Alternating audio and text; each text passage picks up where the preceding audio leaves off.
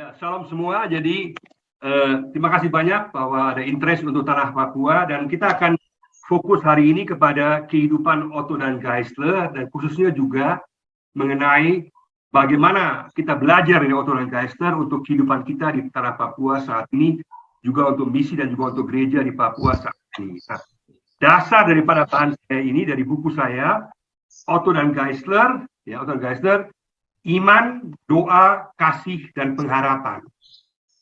Buku yang saya tulis ini berasal dari dua sumber. Sumber pertama dari Johannes Otto, itu cicit, Profesor Johannes Otto, cicit daripada Otto, yang dulunya ateis, tapi kemudian melalui penelitian mengenai buyutnya, kemudian kembali menjadi percaya di usia tua, dan dia menulis buku yang sangat bagus dalam bahasa Jerman, In Gottes Namen betreten wir dieses Land. Dalam nama Tuhan kita menginjak tanah ini. Dia tulis dokumentasi tentang kehidupan Otto dalam bahasa Jerman berdasarkan surat-surat yang masih bagus sekali tersimpan di Jerman. Nah, sumber yang kedua dari kehidupan Geisler adalah dari buku harian daripada Otto dan Geisler yang tersimpan bagus oleh temannya Baltin di Jerman dalam bahasa Jerman kuno, yang kemudian saya terjemahkan dan saya ambil bahannya, Fajar Merekah di Tanah Papua. Dari dua sumber ini, kemudian saya tulis buku ini, Otto dan Geisler, Kasih, Doa, Iman, dan Pengharapan, karena saya pikir penting untuk orang Papua sungguh-sungguh mengenal siapa sebenarnya Otto dan Geisler itu sendiri. Karena banyak orang di Papua hanya sebut-sebut namanya, tapi nggak tahu hidupnya bagaimana dan bagaimana pengaruh mereka dan bagaimana jalan hidup mereka saat mereka berada di tanah Papua. Nah, bahan daripada ceramah ini bisa diambil nanti di PDF ya. Saya bisa kirim lewat PDF atau juga lewat Pak Heru. Saya sudah kirimkan tadi PDF-nya. Ada 10 halaman rangkuman daripada ceramah ini berkaitan dengan ada bagian pendahuluan, terus bagian kronologis tentang bagaimana kehidupan Otto dan Geisler, pelayanan mereka, dan terakhir warisan rohani, teologis rohani dari Otto dan Geisler untuk kita pada masa kini yang penting untuk kita sekarang. Nah, saya hanya mau rangkum saja, bisa baca sendiri di rumah nanti dengan tenang.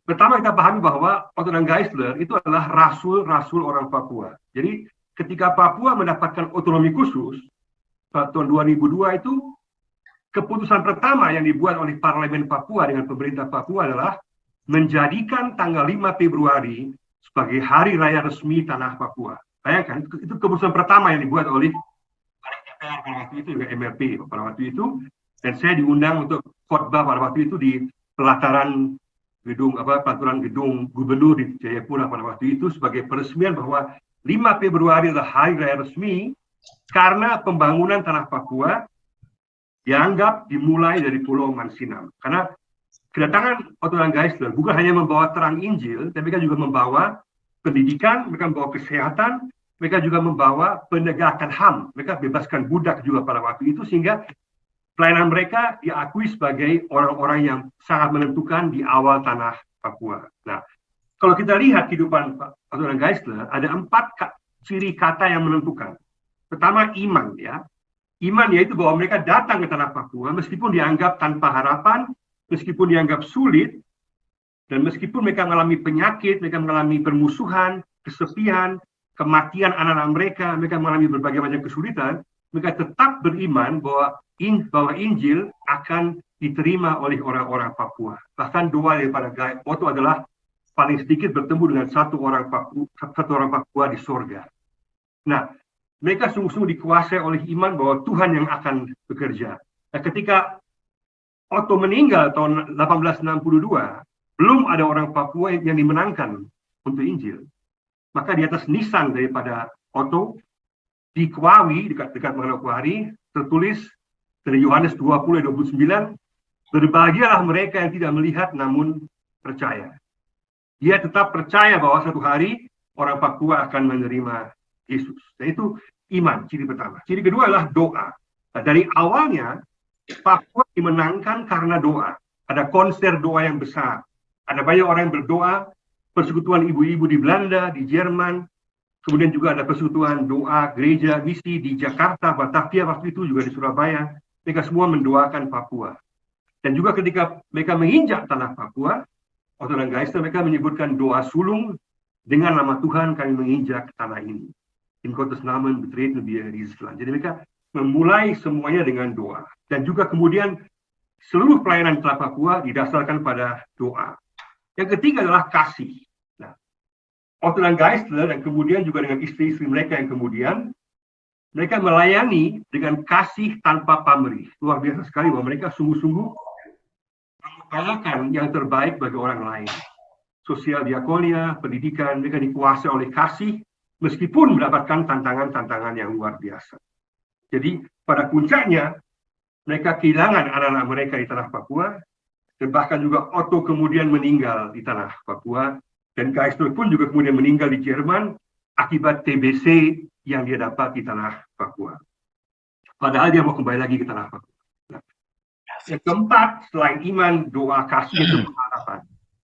Mereka tetap hidup dalam pengharapan meskipun mengalami kesulitan yang luar biasa. Makanya gereja pertama yang didirikan di tanah Papua 1867 namanya adalah Gereja Pengharapan.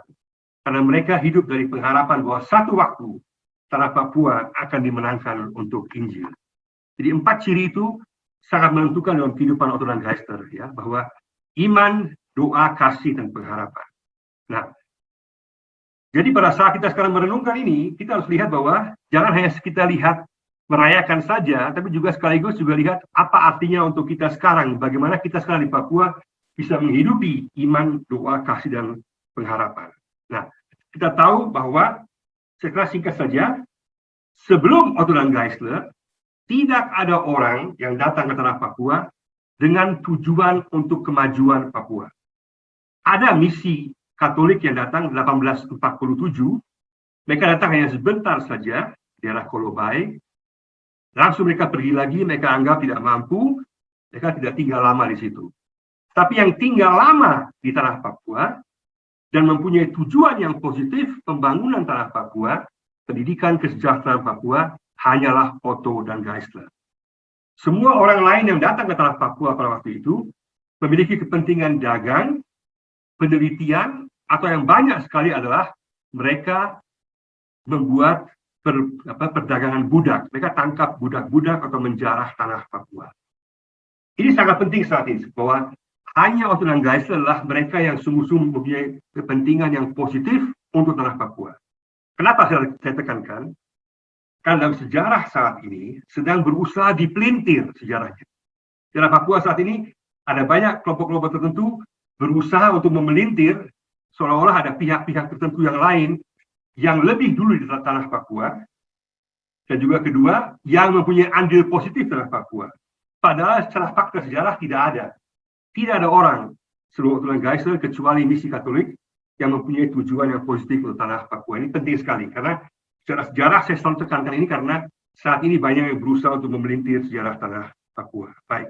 Nah, situasi tanah Papua pada waktu itu dikuasai oleh perang suku, saling curiga, perampokan, saling membunuh, kanibalisme, kepercayaan roh-roh, okultisme, semua itu menjadi ciri khas daripada tanah Papua pada waktu itu, sehingga ketika GKI Tanah Papua lahir 26 Oktober 1956, maka Ketua Sinode yang pertama, Rumainum, mengatakan dari Efesus 5 ayat 8, dahulu kamu adalah kegelapan, sekarang kamu adalah terang. Kenapa? Yang dulu adalah sungguh-sungguh kegelapan, dan hanya Injil Kristus yang mampu membawa perubahan di tanah Papua. Suara saya jelas ya? Suara saya jelas? Jelas ya, oke. Baik. Jelas, jelas Pak, jelas.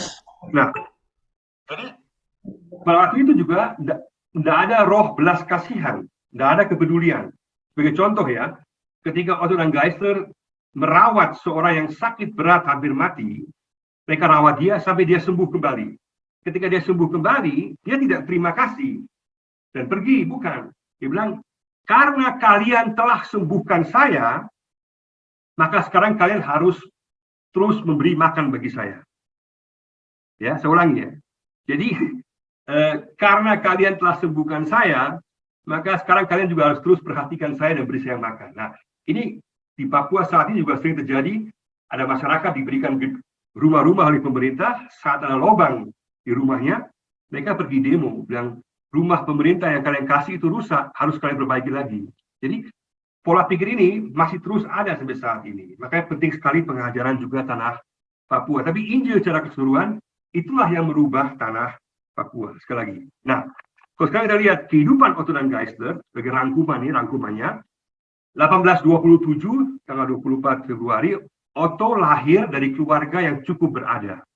Bapaknya seorang ahli tenun, tapi kemudian ketika dia berusia 4 tahun, bapaknya meninggal, dan kemudian ibunya menikah lagi dengan adik daripada bapaknya.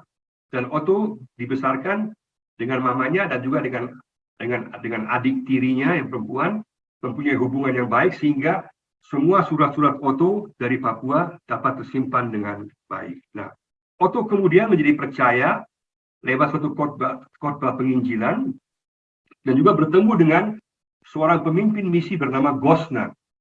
Nah, Gosner ini seorang yang sangat karismatis. Dia di Berlin, dia memiliki gereja besar Bethlehem waktu itu dan juga yang membangun rumah sakit diakonia pertama di Berlin.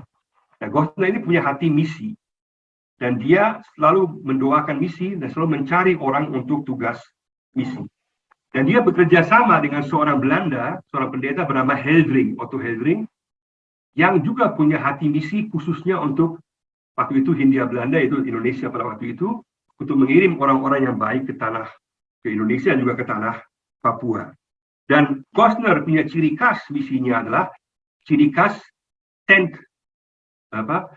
ministry, atau caranya adalah dengan cara mempunyai para penginjil tukang. Artinya dia mencari orang-orang yang sudah punya keahlian, yang mempunyai hati penginjilan untuk Yesus, dan juga bisa mandiri bekerja sendiri. Itulah cara kerja mereka. Kenapa? Karena bagi mereka, bagi Gosner, ada 5 keuntungan untuk yang berkaitan dengan tent maker ya. Pertama, pendidikan misalnya terarah, murah dan jangka waktu pendek. Kedua, kaum awam dapat dididik, dilatih, dan diutus karena mereka lebih mudah dimotivasi untuk misi. Ketiga, mereka mempunyai keahlian sehingga mampu untuk mencari nafkah sendiri. Keempat, mereka lebih mudah beradaptasi dan berdagang. Dan kelima, pola ini mengikuti cara daripada Paulus. Nah, ini sehingga mereka fokus pada mencari orang-orang awam untuk pekerjaan misi. Perlu diketahui bahwa pada waktu itu, gereja-gereja di Eropa tidak tertarik pada misi. Ya, secara keseluruhan gereja-gereja di Eropa kurang tertarik pada misi, kurang mendukung misi. Sehingga bahkan Otto dan Geisler dianggap sebagai sesat, karena mereka dianggap tidak ikuti aturan gereja. Ada berbagai gereja Jerman yang menganggap bahwa tugas misi telah selesai. Kalau orang nggak percaya Yesus, salahnya sendiri. Ya, itu sekarang saya bicara secara sangat simpel ya. Tapi arahnya ke situ.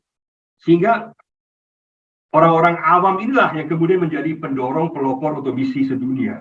Ya. Nah, baru kemudian gereja-gereja mulai ikut terlibat dalam pelayanan misi. Tapi awalnya, misi di Eropa dimulai di Jerman khususnya oleh orang-orang awam. Nah, baik. Ini Otto. Nah, Otto kemudian bertobat dan dia bersedia menjadi misionaris. Dia pergi dan dia bersedia diutus ke tanah Papua, meskipun dikatakan menakutkan, dia tetap tidak berhenti mendoakan tanah Papua. Nah, Geisler, dia dilahirkan 3 tahun kemudian sebagai orang miskin.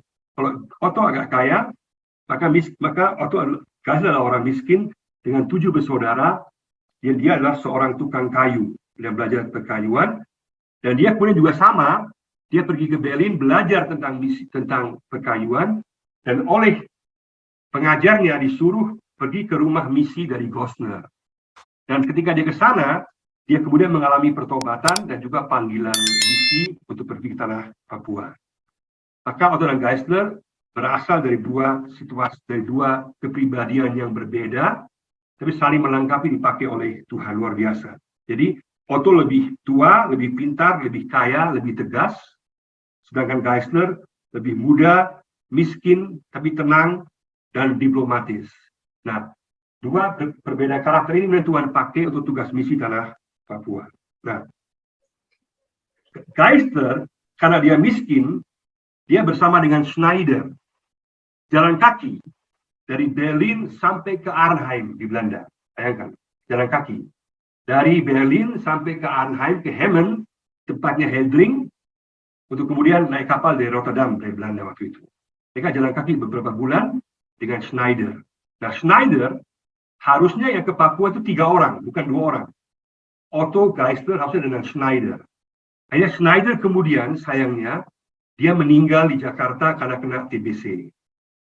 Jadi dia harusnya ikut menyusul Otto dan Geisler ke Mansinam, tapi dia kena TBC dan meninggal, sehingga martir pertama untuk pelayanan penginjilan tanah Papua adalah Schneider. Schneider yang punya hati untuk misi tanah Papua, dia meninggal di Jakarta karena TBC. Sehingga akhirnya hanya Otto dan Geisler. Harusnya 3, akhirnya hanya 2 yang ke tanah Papua. Nah, sekali lagi, Geisler jalan kaki ya, sama-sama dengan si Schneider.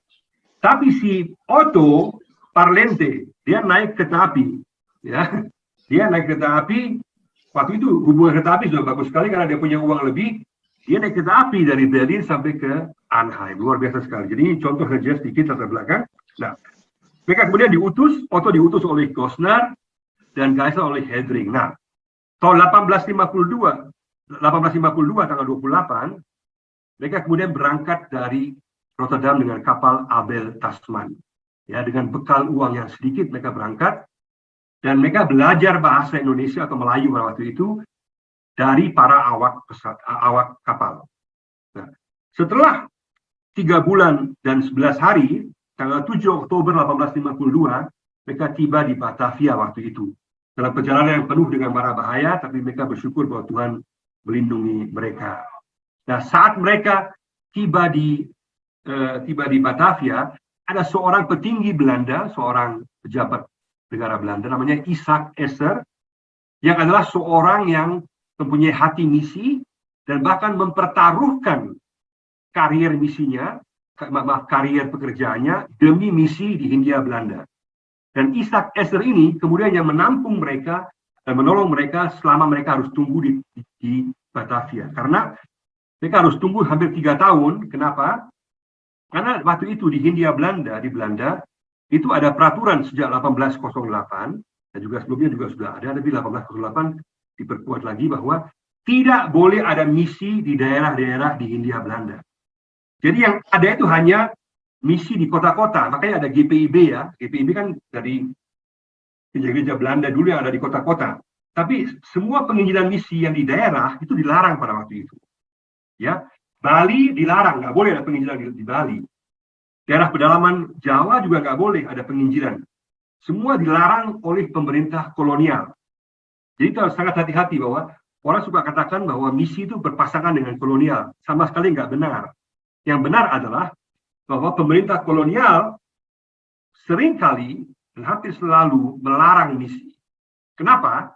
Karena misi tujuannya untuk mencerdaskan, memajukan masyarakat, sedangkan pemerintah kolonial bertujuan membodohi dan memperalat masyarakat.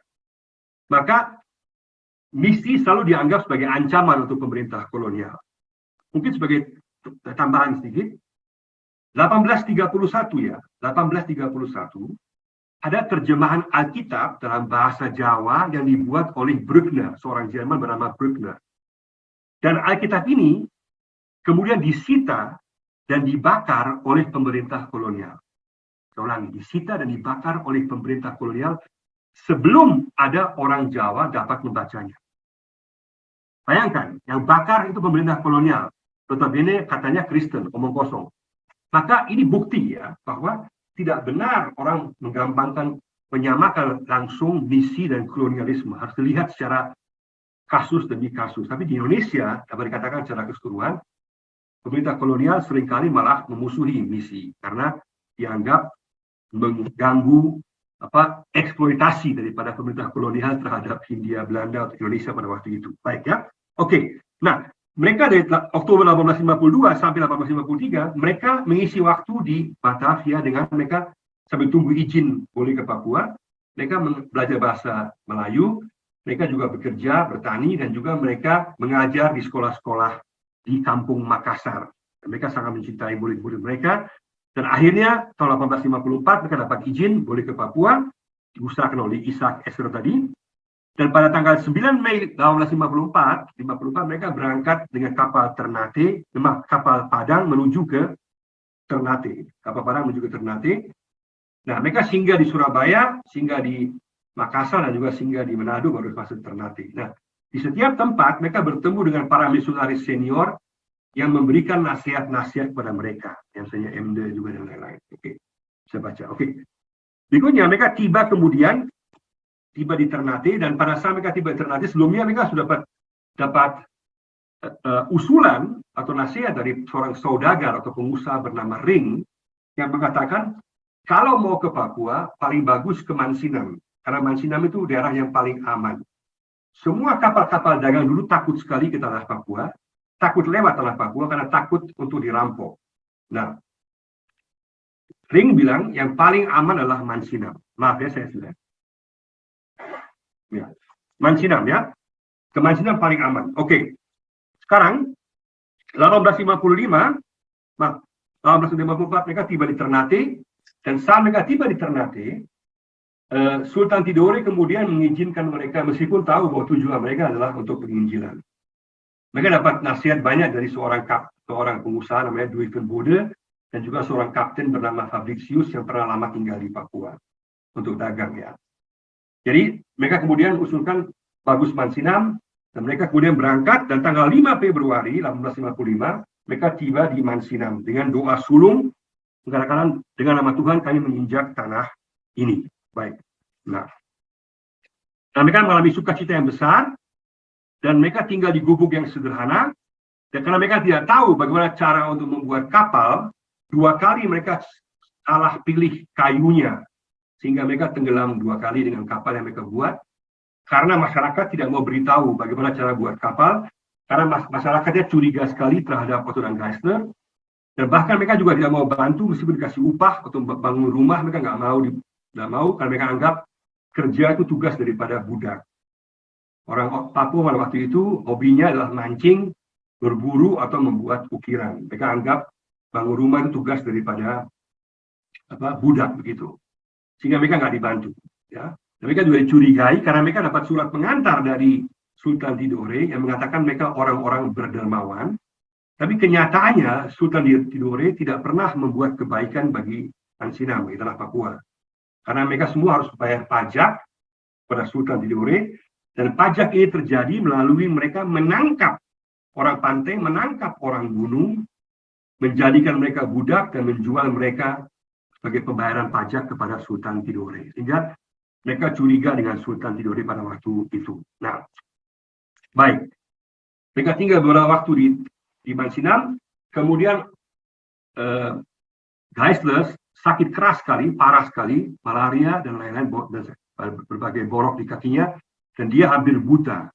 Kemudian untung ada kapal yang lewat dengan dokter kapal yang datang, dia dibawa ke Ternate, dan setelah 10 bulan baru dia kemudian sembuh kembali ke tanah Papua. Pada waktu itu, Otto sendiri di Mansinam, dan dia mengerjakan tugas dengan dia belajar bahasa, dan dia juga berkomunikasi dengan masyarakat. 1855, Otto menulis lamaran kepada Carolina Nietzsche, seorang perawat, tambatan hatinya, tapi ditolak karena nggak mau ke Papua. Perempuan itu nggak mau ke Papua, sehingga akhirnya pendeta Straube, teman baik Otto, menjodohkan August Delets dengan Otto. Akhirnya August Delets mau, dia seorang pemberani, penuh cinta dan juga cinta misi. Meskipun belum kenal Otto, belum tahu apa-apa, dia nekat berangkat. Dan juga belum dengar berita apakah Otto setuju, karena pada saat dia berangkat dari Belanda, surat dari Otto yang bahwa dia setuju tiba di Amsterdam. Jadi suratnya bertabrakan. Jadi dia tiba di Batavia tanpa tahu apakah Otto itu mau terima dia atau tidak. Baru pada saat dia tiba di Batavia, di rumahnya dari orang-orang misi di Batavia, ada surat tertulis kepada saudari yang akan datang kepadaku. Ya. Ada surat dari Otto, dia nggak tahu siapa yang akan datang, maka dia tulis secara umum kepada saudari yang akan datang kepadaku. Ya.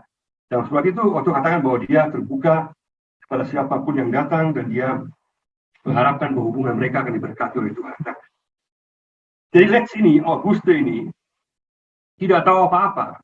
Dia hanya tahu ukuran sepatu dari Otto. Kenapa? Karena dia ada ambil sepatu pesanan Otto di Jakarta, sehingga dia hanya tahu ukuran sepatunya, tidak tahu apapun tentang Otto. Akhirnya dia berangkat ke Ternate, tiba di Ternate, dijemput oleh Otto. Mereka tinggal dengan pendeta Hofecker, seorang pendeta yang sudah lama tinggal di Ternate waktu itu, gereja Protestan. Mereka hanya sebulan mereka tunangan dan langsung menikah. Setelah mereka menikah di bulan November, akhir November, mereka berangkat awal Desember ke Papua. Jadi bulan madu, Natal, tahun baru mereka rayakan di atas kapal, dan tiba awal tahun di tahun depannya mereka tiba 1857 mereka tiba 1859 mereka tiba di Mansinam. Baik. Nah, yang pertama mereka mulai adalah memulai dengan sekolah sederhana.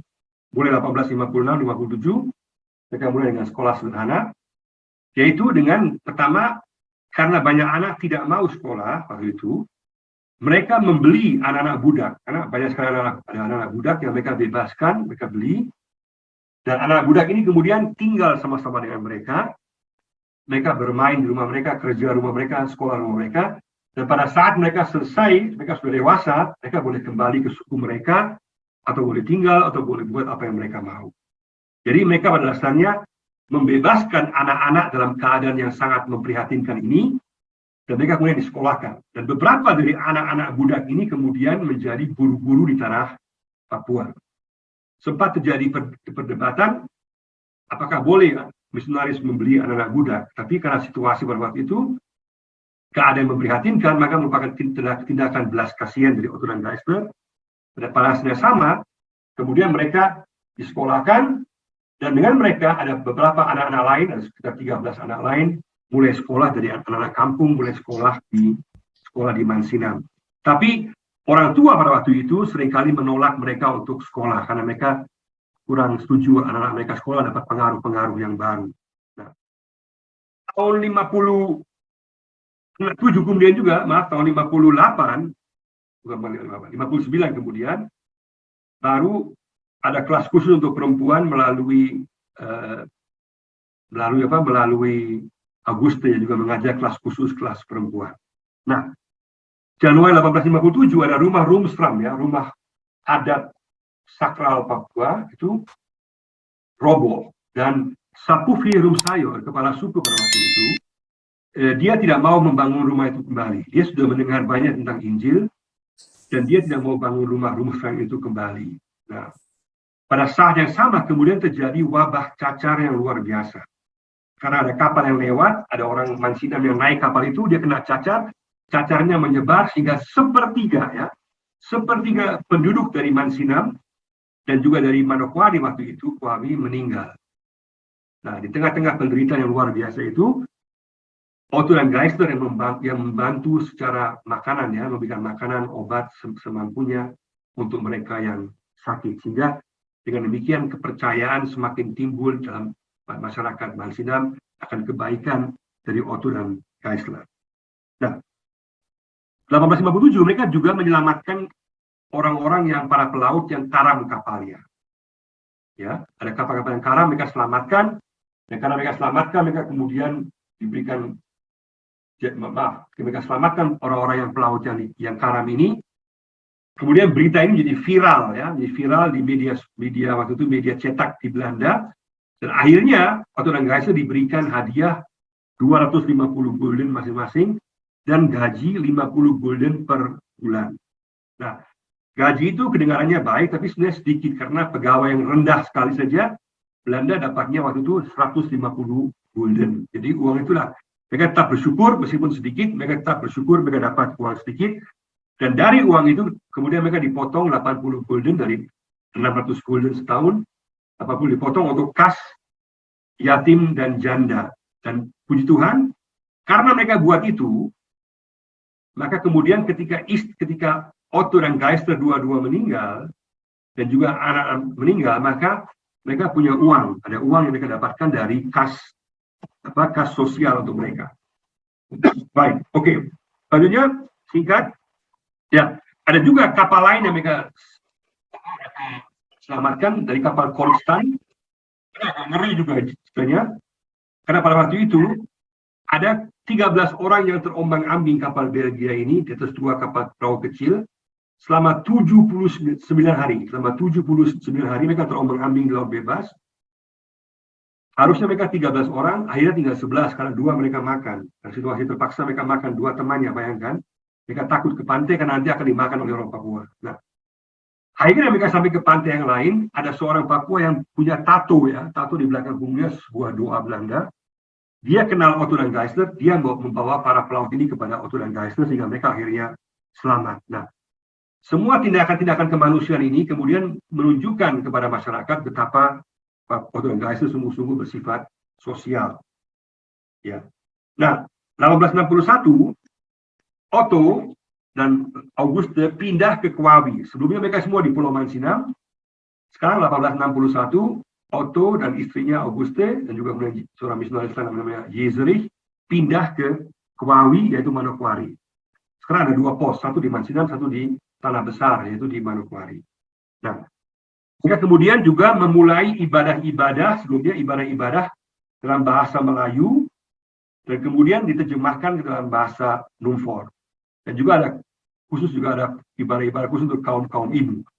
Ada banyak yang hadir pada saat ibadah-ibadah itu, tapi belum ada yang mau sungguh-sungguh menerima Tuhan Yesus. Ya, baik. Nah, 1862 singkat, Geisler membebaskan budak. Bayangkan, dia bebaskan budak, dia kejar para perampok budak ini, dia kejar, bahkan dia bawa senjata. Dia katakan, puji Tuhan, saya nggak usah tembak. Dia hanya tembak ke atas. Dan akhirnya mereka lepaskan budak-budak itu, jadi Geisler membebaskan budak-budak, dan itu menjadi hal yang sangat luar biasa bagi masyarakat, lihat bahwa Otto dan Geisler sungguh-sungguh peduli kepada masyarakat. Dan Otto dan Geisler juga terus-menerus menulis surat-surat protes kepada pemerintah Belanda untuk menghentikan perbudakan di tanah Papua. Nah, jadi Otto dan Geisler merupakan pionir-pionir penegakan HAM di tanah Papua. Dan akhirnya juga kemudian pemerintah Belanda melarang perbudakan, meskipun dalam prakteknya masih tetap terjadi juga. Nah, 1862 juga sangat penting. Otto dan Geisler dan juga beberapa teman misionaris yang lain yang baru datang, mereka punya tujuan besar, yaitu rencana ekonomi kemasyarakatan. Mereka mau membangun perkebunan tembakau dan sayur dan beberapa yang lain untuk masyarakat. Tujuannya supaya masyarakat lebih sejahtera dan juga dapat ada juga uang untuk pekerjaan misi tanah Papua. Nah, pada waktu itu banyak sekali pedagang-pedagang tanah Papua itu ditipu oleh para pedagang-pedagang perantara yang lain. Maka Otto dan Geisler bilang bahwa mereka harus bangun ini supaya mereka kemudian dapat mensejahterakan masyarakat. Hanya sayangnya karena Otto dan Geisler, karena Otto kemudian meninggal, maka rencana ini kemudian buyar, berhenti di situ. Juga rencana untuk terjemahkan Alkitab juga berhenti. Otto mau mulai dengan Matius, sedangkan Geisler mau mulai dengan Markus. Dan Markus lebih tepat dengan konteks Papua karena berbicara mengenai kuasa Yesus. Tapi semuanya jadi sirna karena kematian tiba-tiba dari Otto. 4 November 1862, Otto meninggal. Otto meninggal dalam usia yang baru 36 tahun. Dan dalam waktu-waktu emas, semangat pelayanan yang tinggi, dia meninggalkan seorang istri yang dalam keadaan mengandung, hamil, dan seorang anak yang sakit keras, Yohanes. Dan kemudian, tapi dalam surat-suratnya Auguste Letz, tidak ada keluhan kepada Tuhan. Luar biasa sekali, dia malah bersyukur memiliki Otto. Geisler kemudian membuat peti bagi Otto, dan kemudian duduk termangu karena teman karibnya meninggal. Sehingga pionir pertama Otto meninggal pada waktu itu. Bayangkan, dalam waktu yang singkat 7 tahun, Otto yang begitu pintar menyelesaikan sebuah kamus dengan 6.379 kata pada waktu itu. Kamus yang luar biasa. Dia juga membuat buku pengajaran membaca ABC yang pertama tanah Papua, dan dia juga kemudian membuat buku lagu dalam bahasa Numfor yang pertama dengan 27 lagu yang dia cetak. Sangat merupakan misteri Allah ya, rahasia Allah bahwa orang yang sepintar Otto meninggal begitu cepat di tengah-tengah keemasan waktu pelayanannya. Kita semua nggak mengerti, semua merupakan rencana Tuhan. Nah, kemudian Auguste kembali ke Batavia. Dia memperjuangkan misi di Batavia, di Jakarta waktu itu, karena setelah 10 tahun misi hampir ditutup di tanah Papua karena dianggap tidak berhasil. Tapi yang berjuangkan adalah Auguste Lenz, katakan bahwa pada misi, kalau orang Papua sudah mengerti Injil dan kemudian menolak, maka mari kita tutup misi di Papua. Selama mereka belum mengerti misi Injil, jangan tutup misi tanah Papua. Jadi Auguste merupakan seorang pelopor pejuang untuk misi tanah Papua. Dia kemudian menikah lagi dari Otto dengan seorang misionaris Art Vermeer di Tegal, ya, dan dua anak mereka, Johannes dan Wilhelm, kemudian sekolah di Belanda. Johannes menjadi guru dan bahkan juga jadi penginjil dan juga guru di Talaut dan juga Semarang dan berbagai tempat lainnya. Sedangkan Wilhelm anaknya menjadi seorang dokter farmasi di Batavia. Baik, secara singkat sini. Nah, kemudian 18 April 1863, datanglah Johannes van Hassel. Ini sangat penting. Datanglah orang Belanda yang pertama, Johannes van Hassel, dan istrinya, Claassen dan juga Otto Spoor di Manokwari. Sayang Claassen dan Otto Spoor kemudian meninggalkan Papua lagi dan melayani tempat lain. Banyak yang datang ke Papua hanya sebentar dan menghilang. Hanya sedikit yang tinggal di tanah Papua. 1864, tanggal 23 Mei, ada gempa bumi yang sangat hebat selama 8 hari di Pulau Mansinam dan Arfak. Dikatakan Mansinam itu bergoyang seperti ayunan. Pohon-pohon semua gundul di Gunung Arfak, dan lebih dari 250 orang meninggal waktu itu. Sungguh-sungguh suatu situasi yang sangat memprihatinkan. Pada malam terjadi gempa, istri Geisler itu melahirkan. Dan kemudian anak itu meninggal juga. Pada malam yang sama ada pencuri masuk. Jadi mereka sungguh-sungguh terkena, ya, sudah jatuh tertimpa tangga, orang Indonesia bilang ya. Nah, Geisler harusnya menikah dengan seorang Jerman. Tapi karena dia nggak mau menikah, karena dia perlu dengan ya sakit dan luka, dia nggak mau menikah lagi. Tapi akhirnya dia menikah dengan Pauline Reinhardt, seorang anak dari komisaris Belanda di Ternate. Bapaknya orang Prancis, mamanya orang Belanda. Dan Reinhardt ini menjadi seorang pendamping daripada Geisler yang luar biasa ya. Luar biasa sekali bahwa tanpa dengan Pauline Reinhardt, tidak mungkin Geisler dapat bertahan di tanah Papua. Ya, selanjutnya singkat saja, 1864 mereka letakkan batu pertama di tanah Papua untuk gereja pertama pengharapan. Tapi kemudian terjadi puting beliung sehingga atapnya semua hancur. Dan mereka terus membangun kembali. 1865, 1 Januari adalah baptisan pertama tanah Papua. 1 Januari 1865. 10 tahun setelah datangnya Otto dan Geisler adalah baptisan pertama. Yaitu pada Sarah, mamanya, dan Margareta, anaknya. Dua-dua perempuan. Dan baptisan ini merupakan kairos yang luar biasa bagi tanah Papua. Bayangkan pada saat baptisan ada 50 pertanyaan. 50 pertanyaan. Kenapa? Karena Geisler tidak mau orang ikut Yesus hanya KTP saja. Dia mau sungguh-sungguh mereka ikut Yesus, harus menyangkal kuasa gelap dan semuanya. Sehingga sungguh-sungguh diuji dengan 50 pertanyaan. Sungguh luar biasa. Nah, dan dia berkhotbah dengan tema dalam nama Yesus. Khotbahnya lah dalam nama Yesus, yaitu nama Yesus yang membawa keselamatan, membawa kemenangan atas kuasa gelap dan kuasa maut. Dalam nama Yesus mereka juga datang ke tanah Papua karena iman, karena kasih. Semuanya dalam nama Yesus juga untuk kemuliaan Yesus. Maka khotbah ini sangat penting, juga merupakan momentum kairos Allah bagi tanah Papua. Ya, sebagai buah lain adalah bahwa ada seorang kepala suku namanya Korano. Dia meninggal meskipun belum dibaptis. Tapi dia katakan, mata saya tertuju pada Yesus. Pada saat dia meninggal, dia percaya dan tertuju pada Yesus. Sehingga meskipun belum dibaptis, Korano diselamatkan. Juga seorang perempuan lain, namanya Sabtu, seorang anak namanya Sabtu, yang juga jadi kesaksian bagi banyak orang. Dia meninggal 1860 dalam usia muda, tapi dia juga percaya pada Yesus, bahkan dia memberikan kesaksian tentang Yesus kepada para pelaut-pelaut barat waktu itu. Nah, 1866 baru datanglah berbagai misionaris, Bayer, Moshe, Kams datang ke Papua, juga Guelders. Nah, yang menarik adalah di sini bahwa Moshe, seorang misionaris yang luar biasa di Meoswar, hanya melayani 2 tahun saja, karena kemudian Franz Moshe ini meninggal. Nah, pada saat yang sama, sebelumnya, istri dari Johannes van Hasselt meninggal. Maka kemudian duda bertemu janda. Maka Johannes van Hasselt, orang Belanda, kemudian menikahi Wilhelmine Moshe, orang Jerman, dan dari hasil pernikahan ini adalah Franz van Hasselt, yang kita kenal di Papua dan juga lama di Papua. Johannes van Hasselt kemudian bersama istrinya 44 tahun lamanya melayani tanah Papua. Sungguh luar biasa.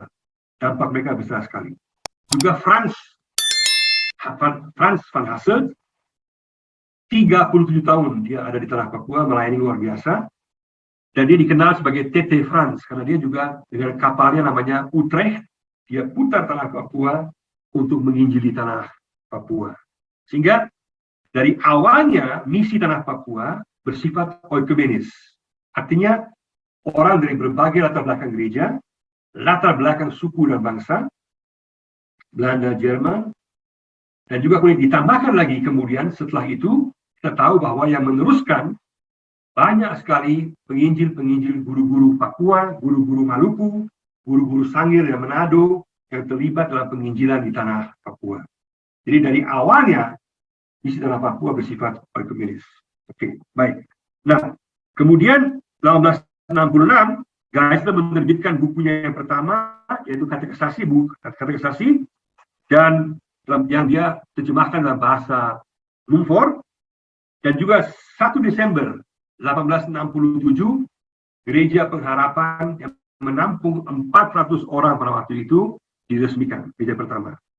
Kemudian 1869 ada baptisan yang kedua. 1869 ada 4 orang yang dibaptis, yaitu di Gereja Pengharapan yang penuh sesak waktu itu, yaitu namanya Jumaat, kemudian memilih nama David, juga ada Remisie memilih nama Markus, juga Malati memilih nama Sofia, dan Suruhan diberi nama oleh Van Hasselt, kasih nama Yohanes oleh Van Hasselt. Nah, meskipun ada buah-buah ini, setelah 25 tahun penginjilan tanah Papua, lebih banyak kuburan daripada para penginjil misi Sendeling dan anak-anak mereka di tanah Papua daripada jumlah orang Papua yang menerima Yesus. Pada tanggal 16 Agustus 1869, Geisler bersama keluarganya meninggalkan tanah Papua. Geisler berpikir mau ke Jerman untuk penyembuhan karena dia punya TBC yang parah, dia punya luka-luka infeksi yang parah, dia mau istirahat di Jerman sebentar dan kembali lagi ke Papua. Tapi kemudian ketika dia berangkat, dia dihantar oleh orang Papua semua di Mansinam dan Kowawi. Mereka rupanya sudah rasakan bahwa guru mereka tidak akan kembali lagi. Mereka sungguh-sungguh mencintai guru mereka, Geisler. Nah, lagu yang jadi kekuatan bagi Geisler adalah lagu namanya Segala Benua dan Langit Penuh. Itu lagu kesayangan daripada Geisler, Segala Benua dan Langit Penuh, yang kemudian digubah oleh ISK. Nah, dia kemudian tiba di Belanda, sambut baik di Belanda, tapi kemudian ketika tiba di Siegen, kota kelahiran, kota dekat orang tuanya, Geisler meninggal dunia karena TBC-nya sudah begitu cepat menjalar, sehingga orang tuanya pun belum sempat melihat anaknya dalam keadaan hidup. Sungguh-sungguh menyedihkan. Dan juga pada waktu itu, dia dikubur di kuburan di Siegen, hanya dengan inisial JGG, Johann Gottlob Geisler. Tanpa apa-apa. Tapi ada puisi indah yang ditulis oleh seorang temannya dalam koran Siegen pada waktu itu. Baru kemudian tahun 1996, ada beberapa teman dari Papua, pimpinan sinode dan juga beberapa teman misionaris Jerman, mereka pugar kembali kuburan Geisler di Siegen pada waktu itu, tahun 1996, dan juga dihadiri oleh cicit ya, pihak keluarga, yaitu Annie Kirsch Geisler, yang juga hadir yang saat itu sudah berusia 90 tahun. Oke, baik. Yang berikut yang sangat penting adalah tahun 97, Petrus Caviar yang merupakan sarjana Papua pertama pergi masuk sebagai penginjil ke tanah Arfak. Ini merupakan kairos yang luar biasa. Seorang Papua masuk tanah Papua yang lain, suku yang lain membawa Injil. Dan dia tinggal di sana, dia merupakan penginjil dan guru sejati yang luar biasa. Petrus Caviar merupakan momentum kairos Allah. Dan kairos Allah yang berikutnya adalah sangat penting, yaitu pada tahun 1907, 08, akhir tahun 1907, ada mimpi tangga emas dari Jan Ayamiseba. Ayamiseba ini mimpi bahwa dia mau masuk surga, ada tangga emas, tapi dia ditolak. Kalau dia nggak percaya Yesus, ditolak dia. Dikatakan kamu akan 3 hari lagi kamu akan meninggal, dan kamu akan masuk surga kalau kamu percaya. Akhirnya dia bangun dari mimpinya, dia ceritakan kepada semua orang untuk meninggalkan semua patung-patung, percaya kepada para pengajaran, para sendeling, para misionaris, para guru, para penginjil, percaya pada Yesus. Dia juga minta maaf sama istrinya, percaya pada Yesus. 3 hari kemudian dia meninggal. Nah, setelah dia meninggal 3 hari itu, terjadi pergerakan luar biasa tanah Papua, sehingga di mana-mana orang kemudian menerima Yesus, meninggalkan patung-patung, dan juga meminta guru-guru Injil dan juga penginjil-penginjil di semua daerah tanah Papua. Merupakan kairos Allah yang kelima yang luar biasa, yang keempat. Yang kelima adalah, kairos yang kelima adalah tahun 1921, itu yang merupakan ketika I.S. Kane mulai mendirikan sekolah guru di Mansinam, 1921. Dan saya mungkin mau tambahkan, mungkin kairos yang berikutnya adalah di tahun 1950-an ketika Injil masuk di daerah pegunungan Papua. Karena daerah pegunungan Papua, Injil baru masuk setelah tahun 50-an. Ya, oke. Ini sedikit mengenai sejarahnya. Saya sekarang hanya mau rangkum 3 menit saja. Apa warisannya untuk kita sekarang? Pertama, secara keseluruhan ada 5 kairos Allah bagi tanah Papua. 5 waktu Allah. Pertama, kedatangan Otto dan Geisler. Kedua, baptisan pertama. Ketiga, Petrus Caviar menjadi penginjil di tanah Arfak. Keempat, mimpi Ayamiseba. Dan kelima, yaitu mimpi daripada Ayamiseba tentang tangga emas. Maaf, itu keempat, Ayamiseba keempat. Yang kelima adalah pendirian sekolah guru di Mansinam. Dan keenam tambahannya adalah ketika Injil masuk di daerah pegunungan tahun 50-an. Nah, yang kedua, singkat, kita boleh belajar bahwa dari awalnya misi bersifat interdenominasi, bersifat kerjasama. Tidak ada bintang, sama-sama bertujuan untuk sama-sama menyampaikan Injil Kristus bagi orang lain, dengan dari semua suku Jerman, Belanda, Papua, Maluku, Sangir, Manado, semua ikut terlibat dalam pelayanan misi tanah Papua. Yang kedua, karakternya, yaitu karakter yang dengan hubungan pribadi yang erat dengan Yesus, maka mereka mempunyai kekuatan untuk kasih dalam iman menghadapi segala tantangan. Yang ketiga, ciri mereka adalah pelayanan mereka ditandai kasih dan tujuannya agar orang berjumpa dengan Yesus, bukan dirikan gereja, bukan dirikan organisasi tertentu. Mereka mau orang berjumpa dengan Yesus. Khotbah mereka sederhana, tapi alkitabiah dan praktis. Dan juga mereka menekankan pelayanan yang bersifat holistik, bersifat menyeluruh, baik rohani maupun jasmani. Pentingkan penginjilan, pastoral, pengajaran, juga pentingkan sosial diakonia, pentingkan pendidikan, kesehatan, pembelaan HAM, dan juga kemajuan ekonomi. Yang keempat, tujuan mereka adalah membawa orang Papua ke dalam hubungan pribadi dengan Yesus. Dan kemudian dapat membawa kesejahteraan, kemajuan bagi tanah Papua. Yang kelima, secara singkat, Papua dimenangkan karena ketaatan akan perintah Tuhan, persekutuan pelayanan, dan doa, serta pelayanan yang holistis. Itu membuat Papua dimenangkan. Karena taat, karena sungguh-sungguh kemudian ada persekutuan pelayanan, kerjasama, ada doa, dan juga kemudian ada pelayanan yang bersifat holistis, mencapai semua sisi kehidupan manusia.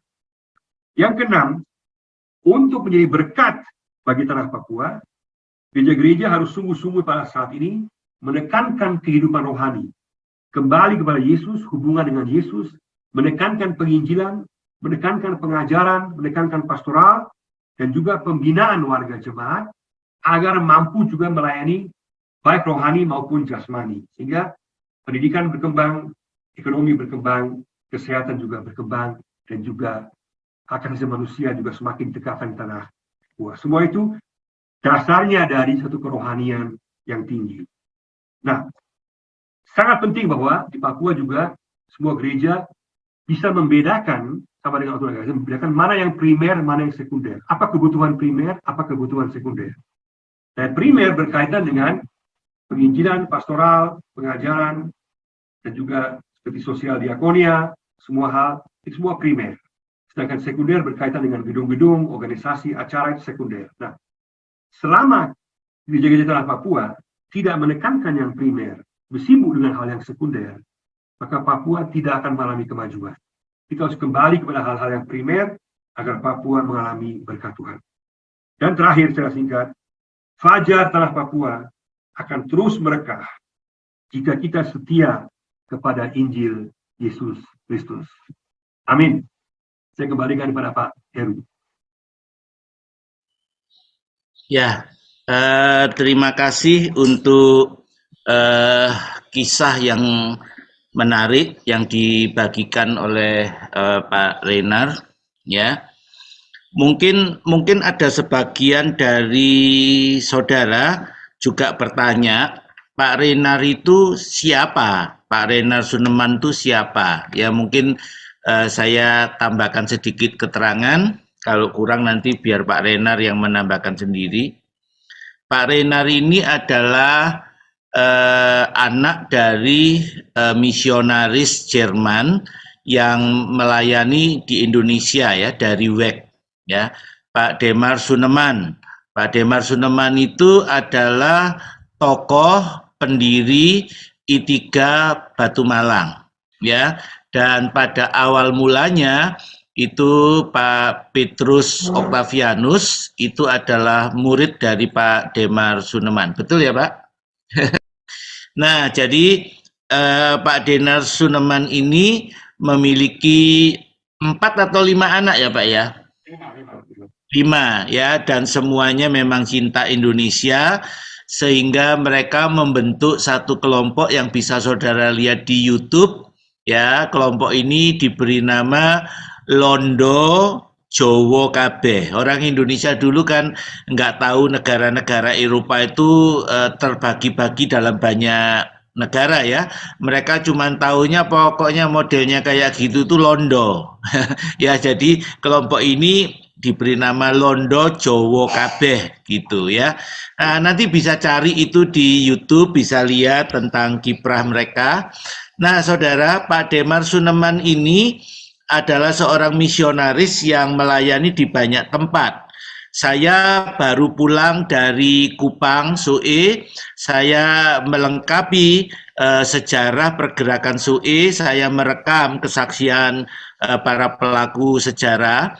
Dan ternyata saya baru tahu juga, ya, sebelum Revival SUE tahun 65, ini kelompok dari Pak Demar Suneman dan Pak Petrus Octavianus sudah melayani ke sana.